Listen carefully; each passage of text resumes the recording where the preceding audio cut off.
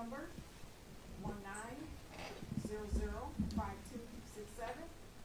Case number 19005898.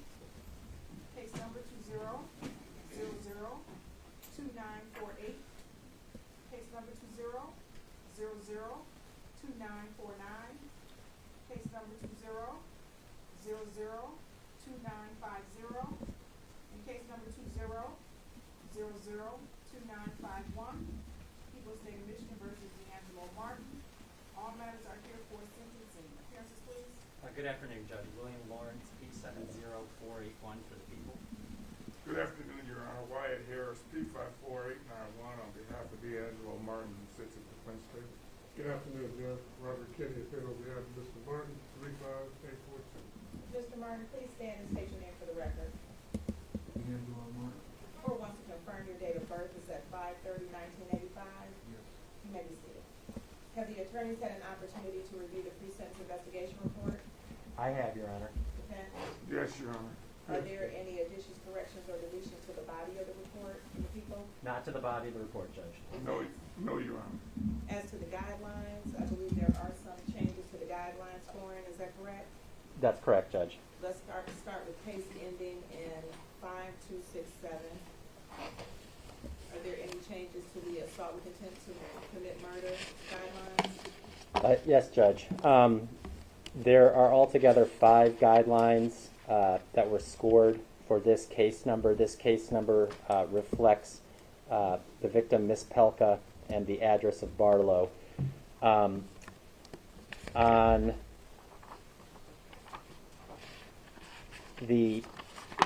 Starting with the PRVs, 2 of the PRVs have a total of 30, which is a result of PRV 2 being scored 10 points instead of 20 points. The court will note that on all of the other guideline sheets, PRV 2 is scored 20, and the PRV total is 40. And so we think that on these 2 particular guideline sheets, as it relates to the case ending in 5267, PRV 2 should be scored 20, and the total should be 40 as well. No objection. Who will make those changes? And on those same 2 sheets, Judge, they have OV19 scored at 10. OV19 should be 0. No objection, Your And that makes the OV total 180. The level is still the same at 6. Honor. No objection, Your Who will make those changes? And then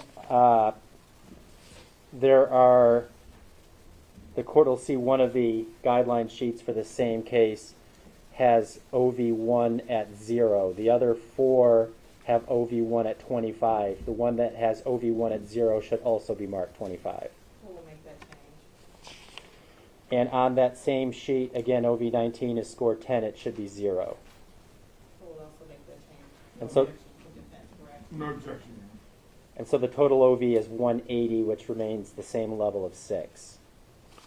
And that makes the minimum guideline range 171 to 285, and that's consistent with how The score others. was initially. Yep, correct. Does defense agree? We agree, Your Honor. Case ending in 5898. Any changes to the guideline scoring? Can you repeat that number one more time, Judge? 5898. 5898. On 5898, where there's 3 guideline sheets that are scored, the only change is one of them has OV8 at 0. The other 2 have OV8 at 15. We think that OV8 should be 15 consistently, and the one that has it at 0 should be marked 15. No objection, Your Honor. Who will make that change? And the guideline range remains the same, or the minimum? Yeah, 171 to 285, correct? That's correct. The total OVs are changed to 120 with that OV8 adjustment, but the level remains 6 and the guideline range remains the same. And that's to the other counts on case ending in 5898. The assault with intent to do great bodily harm, those minimum guideline ranges are 34 to 67 months. That is correct, and those are scored correctly. And the CSC assault with intent to commit sexual penetration, the guideline minimum range is 34 to 67 months. That's correct, and those guidelines are scored correctly. And this pertains to the offense relating to the victim, Miss Gardner, and the address of Mac.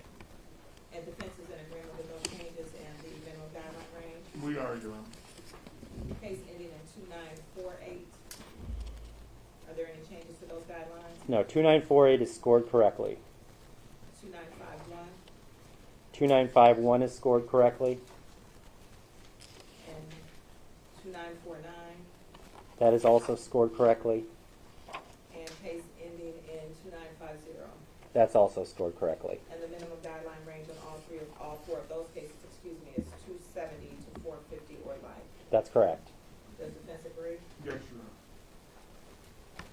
I believe there are some members of the public here who want to make victim impact statements, is that correct? There are, Judge. There are 5. There are 5. Whenever they're ready, they can approach the jury box, stand just inside the jury box, right in front of seat number 4. The first number of individuals, Judge, are as it relates to 2948. This is for the homicide of Miss Harrison, which happened on Coventry. I think we can start with Mr. Gary Harrison, Sr.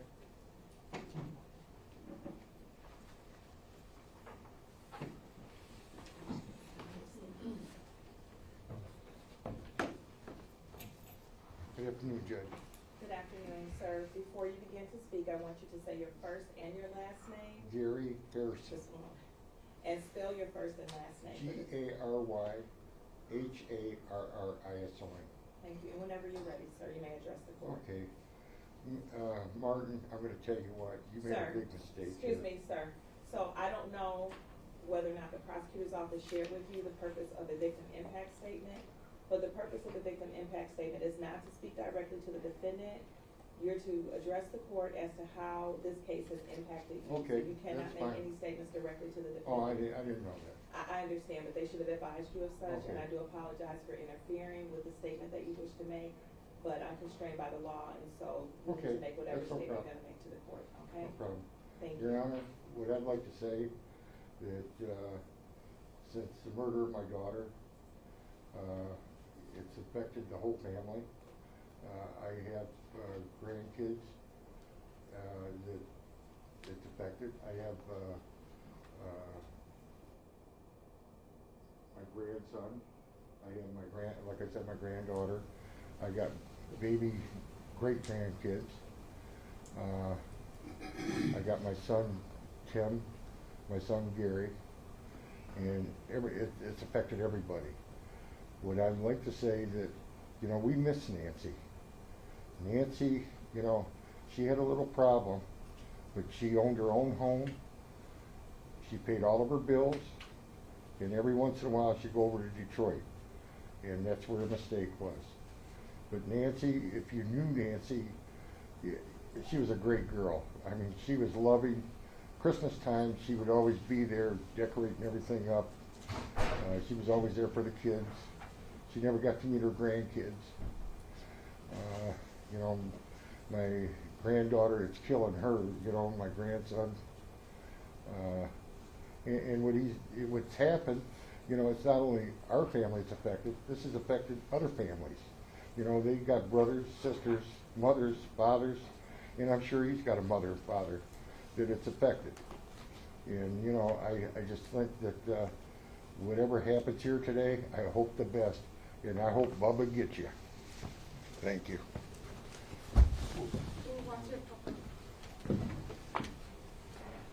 The next speaker on the same case, Judge, will be Tim Harrison, Miss Nancy Harrison's brother. And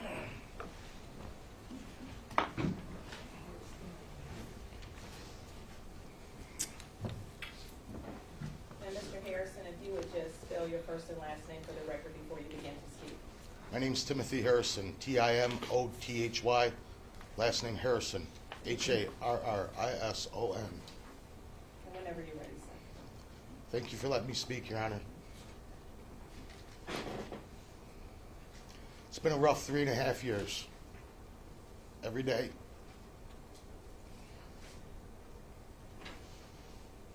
Every day we think about Nancy. This gentleman here knows my sister. He knew my sister. And he knew Nancy had a heart. Shame on him, Your Honor. Everybody has brothers, sisters, aunts, uncles, nieces, nephews, mother and fathers. I'm going to say a prayer for this gentleman. I'm bitter. Very much so. Nancy was a good person, very good-hearted person. She's got grandkids. The only time she can see them is when everybody goes to heaven in our family. Again, Your Honor, thank you for letting me speak. I'm trying to breathe right now. I really am. I respect you. I respect you, Your Honor. I do. I'm old school. I appreciate the restraint that you're showing. I understand that. I'm gripping myself like no tomorrow. And these gentlemen here and sister, I respect them. I do. 110%. Old school's old school. We're living in a different society right now. That's why we're here. This gentleman had no reason for taking people's lives. Now he's going to be doing some time. And I hope he sits down and he looks upstairs and asks that man for forgiveness.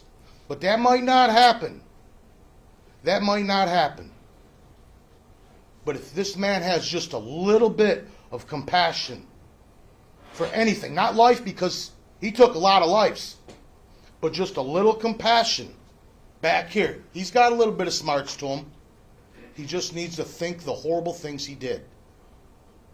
It's sad, Your Honor, that we're here today. There's no necessary reason for this. Zero. None. This is shameful.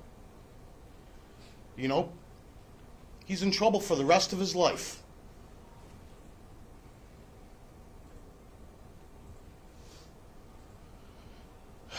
I have no more words for this person. Thank you, Your Honor, for letting me speak. And thank you guys for letting me speak. I'm holding tight, sis. I'm holding on. I got to get away. I got to walk that way, okay?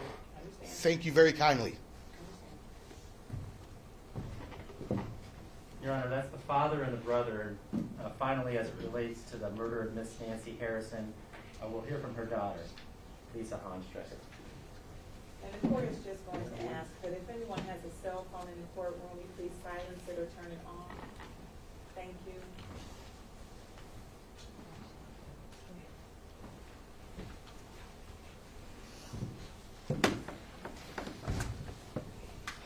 And ma'am, if you would, before speaking, say your name, your first and your last name, and spell both for the record. Okay.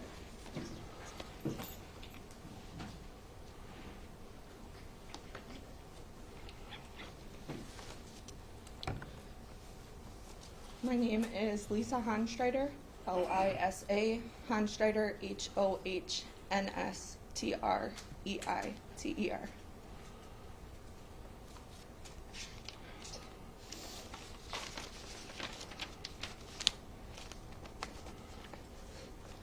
Good afternoon, Your Honor. My name is Lisa Honstreiter. Nancy Harrison is my beautiful mother. I've waited 3 years for this day. The day that you rot in hell, DeAngelo Martin. Exactly where you belong.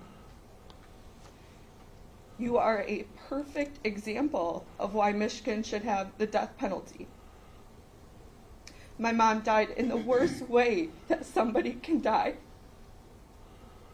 She did not deserve this. My mom would be 56 in less than a month from today. She had so much life left to live. She was a staple in our family. She would do anything for her family. She was a good person. My mom comes from a family that loves her beyond measure. She was an involved and loving mother, daughter, sister, aunt, and cousin. She would be a grandma right now. She'll never be able to meet my babies, ever. She had this special way of making you feel at home. She was a homeowner. She paid her bills herself. Every holiday she decorated for. She loved her house and always had a project going. Her flower beds were perfect all the time. She was thriving and took pride of her home. Anyone who knew my mom would easily say that she had the best sense of humor. Never a dull moment. My mom wasn't perfect, but she was my mom and I loved her so much. She was so much more than what Chief James Craig and the media have to say and described her as. We buried my mom without knowing anything. I called Wayne County Medical Examiner's office every day on my lunch break, hoping the autopsy report was done. I went down to Coventry asking questions because Detroit doesn't investigate until autopsy report is back. I took days off work to go down to headquarters to learn anything possible about my mom. I got the autopsy report back before anybody. I knew something happened to her the moment I seen her in the casket. I did the footwork because I needed answers. Losing my mom has given me a lifetime of pain. She was taken from us. She should be here right now. 3 months after she was murdered, I found out I was pregnant with my first baby girl. 18 months later, I had another beautiful baby girl. My babies will never meet their grandma. My mom will never meet them. She will never hold them or witness how perfect they are. For now, my babies will tell you that Nana's in the sky with Jesus.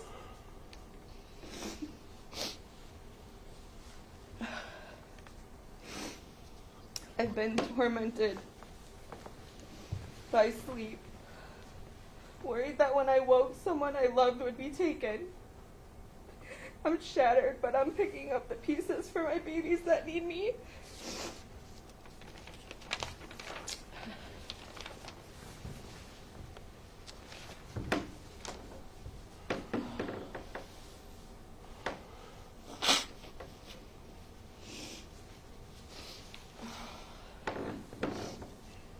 My family is devastated.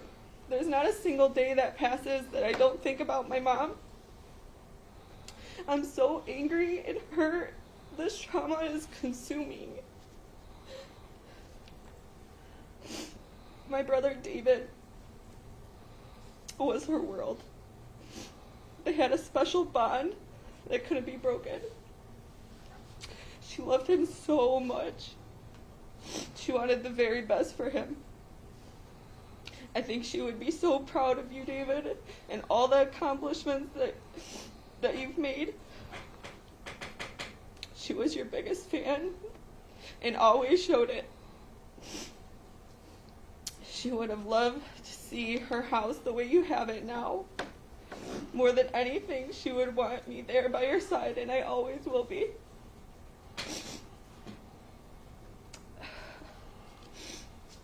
Life isn't fair. What you did to my mom isn't fair. The weight of losing my mother is so heavy. I carry this with me. This kind of pain never leaves you. You just learn how to carry it. My mom is with me today, and I know that. A plea deal gives you hope. It gives you hope that you may get out of hell one day. You don't deserve to see daylight or another day in your life. You should be getting life, giving you no hope to ever get out of hell. I hope you rot in hell for eternity. Okay, ma'am. I'm almost done. Okay, well, I want to tell you condolences, and I want to say condolences to your family, and I understand that you're in pain right now. And I do not like to interrupt victims when they're making statements. Okay. But I need you to understand, and everyone else who is going to make a statement this afternoon, that your statement has to be to the court. You may not directly address the defendant. Okay. Okay?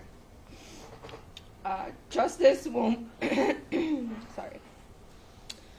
Justice won't bring my mother back, but she deserves it, and so does my family, along with the other families here today. He is a worthless excuse for a man. You no longer have control. Prison will treat you as such. You're going to suffer for a long time. Nancy Harrison is my mom, and her memory will forever live on. Thank you. Next, judges, as it relates to the murder of Trevicine Ellis, her daughter, Latrice Ellis.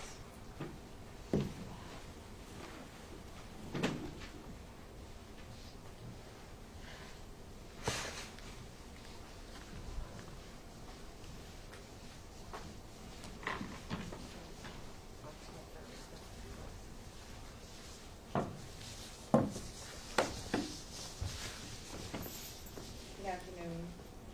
Good afternoon. I need you to state your first and last name, spelling both for the record. Latrice Ellis, Latriese. And if you're more comfortable pulling your mask down, you can do that. Ellis. You may begin whenever you're ready, ma'am. I just want to say that I miss my mother so much. I've had nightmares every night.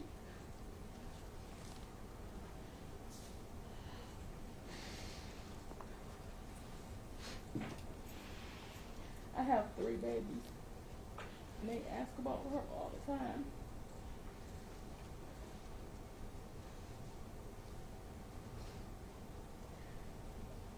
And I haven't even come close to telling them exactly what happened because I don't want to frighten them and want them to be afraid to live.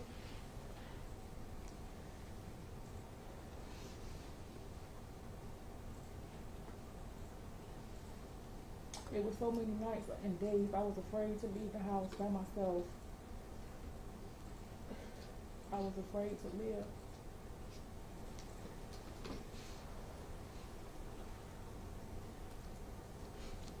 But I said a prayer for myself, my family, and all the other families. And I also said a prayer for Mr. Martin. And I just want to say, I pray that God has mercy on his soul. I know everybody might not agree with that, but that's just me. We've all done things we're not proud of, but I want to be forgiven one day too.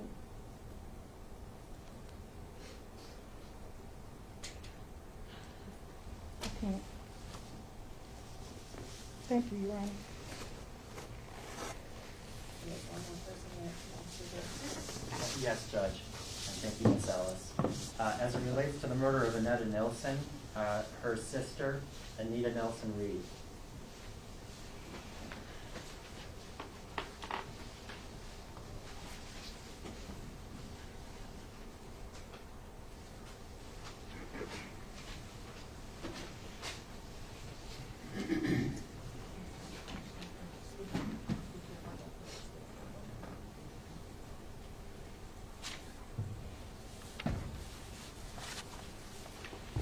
And then whenever you're ready, you can say your first and last name for the record, spelling both.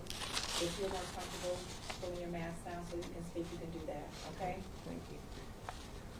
My name is Anita Nelson Reed, spelled A-N-I-T-A, Nelson, N-E-L-S-O-N, Reed, R-E-E-D. Your Honor, my twin sister Netta was an intelligent woman. She graduated at the age of 16. She was a grandmother, a mother, a daughter, aunt, and a sister. She also had battled with mental illness and a demon called crack. Because of her mental illness, my family tried numerous times to put her in faculties, but they didn't keep her long because of low fixed income when you only have so much money. For the most part, Annette kept to herself. She was not homeless because she lived in the property that I owned. She paid utilities and rent. 29 years after she turned 19, because of her illness and addiction, she fought and survived the streets of Detroit. She had hot water thrown on her, people was attacking her. She had people making fun of her. Sometimes the family was embarrassed because of her illness, not her illness, but the addiction. But she still survived. She also had family members who loved her and looked after her. I'm grateful for the one man that found my sister in that house, black and blue, bloody in her face, her pants poured down, raped, strangled, and murdered in that vacant, abandoned house. This man had the decency to bring my sister out. In my heart, I believe there's more victims that DeAngelo Martin confessed it to. DeAngelo Martin is a beast. He's an inhumane, cold-hearted killer who is not fixed to live in the midst of society. He killed enough women and have hurt enough families for his lifetime. Please throw away the key and put this monster where he belongs. Are there any additional family members that wish to speak? I know you indicated 5. Yeah, those are the family members that will speak today to this court. The court can imagine many more people on behalf of these victims have things that they would like to say, but these are the 5 people that will be speaking here today, Judge. Anything from the people prior to the court imposing sentence? Yeah, just real simply, Judge, because I think the court has heard from the people most affected from these cases. The pain and sorrow that Mr. Martin has brought into this world is immeasurable. I know the court knows this. He is indeed a serial killer. He's a serial rapist. He's receiving a significant sentence, justifiably, because of that. We would ask that this court sentence in accordance with the sentence agreement, and then where Your Honor has flexibility, we would ask for the maximum under the guidelines. On behalf of Mr. Martin, is there anything that the defense wishes to say to the court prior to the court imposing sentence? Yes, Your Honor.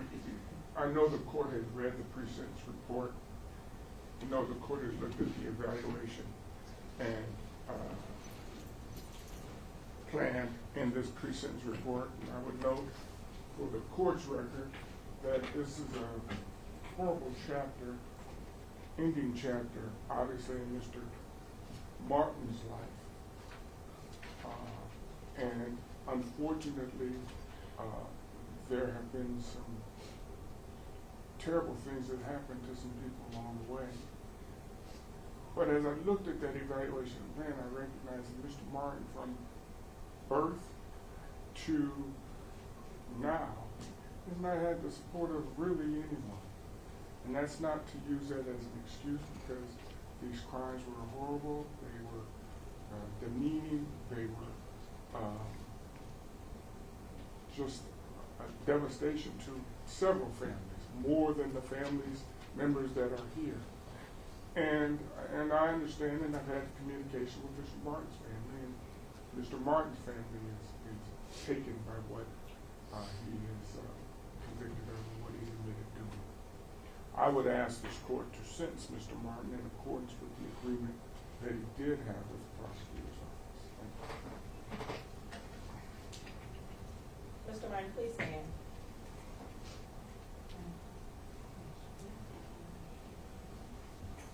Is there anything that you wish to say to the court prior to the court imposing sentence? I just want to apologize for I just want to apologize for the people that's going through what they going through. And that I will be back to the courtroom one day. No, you won't. Because I know for a fact that was my wrongdoing. Is that all you wish to say, Mr. Martin? Yes, ma'am. And I hear what you just said. You said that this was not your wrongdoing, but Mr. Martin, the court presided over the hearing in which you entered a plea, and the statements that you made to this court were consistent with the information in the investigators' reports, and you did not hesitate at all when you entered the plea, and as a matter of fact, when you were making a factual basis.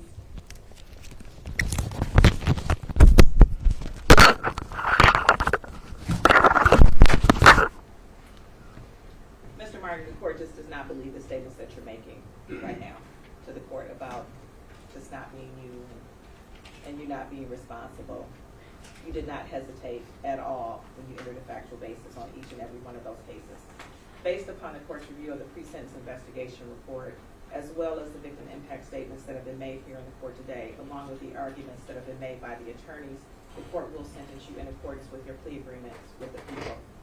As the case ending in 5267,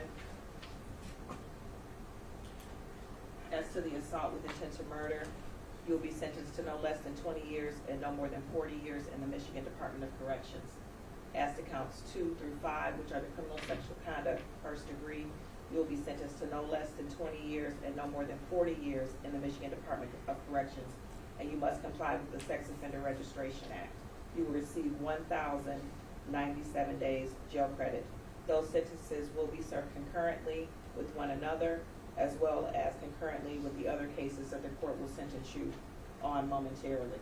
As to case ending in 5898, as to the one count of kidnapping, you will be sentenced to no less than 20 years in the Michigan Department of Corrections and no more than 40 years in the Michigan Department of Corrections.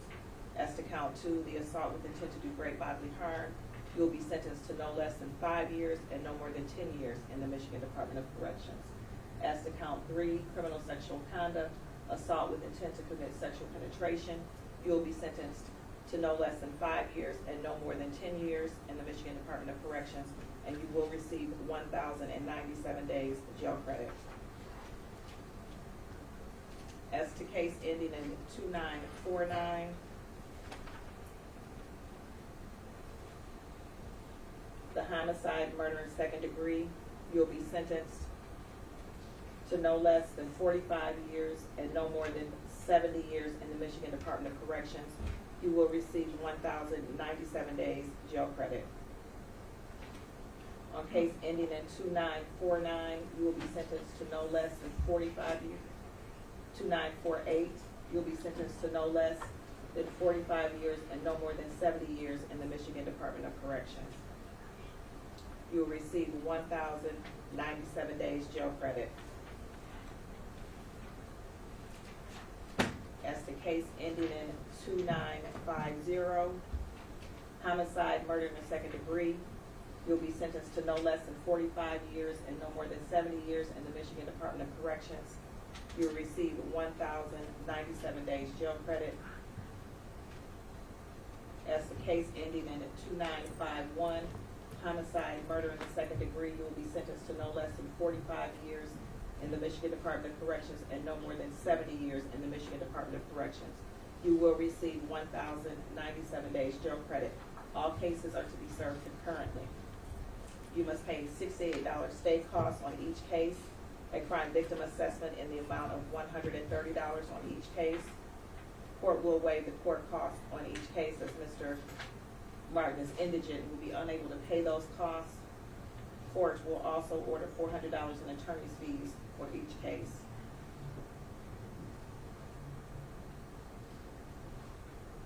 Is there a motion from the people?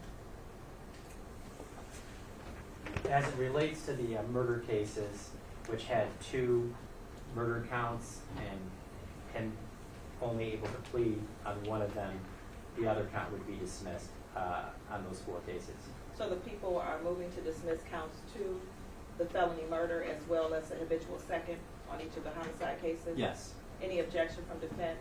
No objection, Your Honor. Court will grant the people's motion. Mr. Martin, you may file an application for leave to appeal your conviction and sentence. If you choose to do so, you must do so within 42 days. If you cannot afford an attorney, the court will appoint an attorney and furnish the attorney with portions of the transcript and record necessary to handle your appeal. That request must also be made within 42 days. Does defense counsel acknowledge that the court has given the defendant his appellate rights on the record? We acknowledge that. And is he executing the forms? He will be in 2 seconds.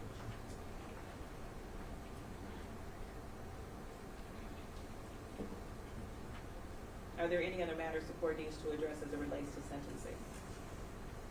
No, Your Honor. No, Your Honor. We're adjourned. Thank you.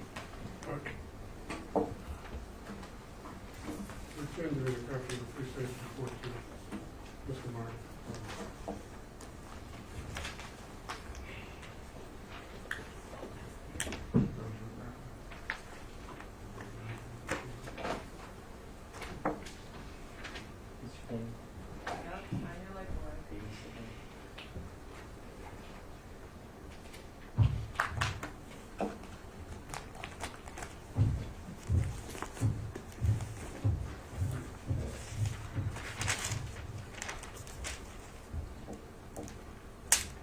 Recording stopped.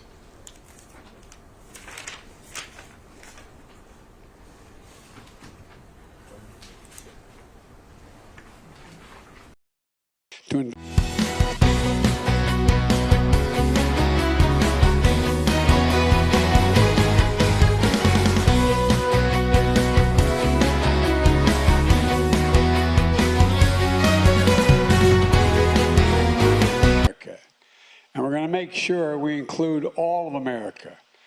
We're going to support entrepreneurs and technology hubs all across the country, including at historic black colleges and universities, minority-serving institutions, tribal colleges. We're going to tap into the great competitive advantage of our diverse and talented workforce, urban, rural, and suburban. And folks, I've asked many other business leaders this question, because this is the other team who opposed me on this said this was the problem. When the United States decides to invest considerable resources in the new industry that we need to build up, does it encourage businesses to get in the game or discourage them? The answer is overwhelmingly, it encourages businesses to get in the game, including IBM. Federal investments attract private sector investments, creates jobs, it creates industries, and it demonstrates we're all in this together. During a trip to South Korea not long ago, I met with the chairman of the SK Group, the second largest conglomerate in South Korea that makes everything from semiconductors to large capacity batteries, electric vehicle chargers, pharmaceuticals. They've committed more than $50 billion in investments here in America, and they're going to grow its U.S. workforce from 4,000 to 20,000 in just 3 years. I believe the reason why companies like IBM are choosing to build in America is because we're better positioned globally than we have been in any time in a long time. This is not hyperbole. We have the best and most productive workers in the world. We have the best research universities in the world, a dynamic venture capitalist system, a rule of law that protects intellectual property. In addition, we wrote and passed the bipartisan infrastructure law that I signed with the help of members of the Congress who are here today and their leadership. And we finally decided we're going to move up from being ranked number 13 in the world in infrastructure to number 1. Because guess what? When you have the best infrastructure in the world, companies invest where the infrastructure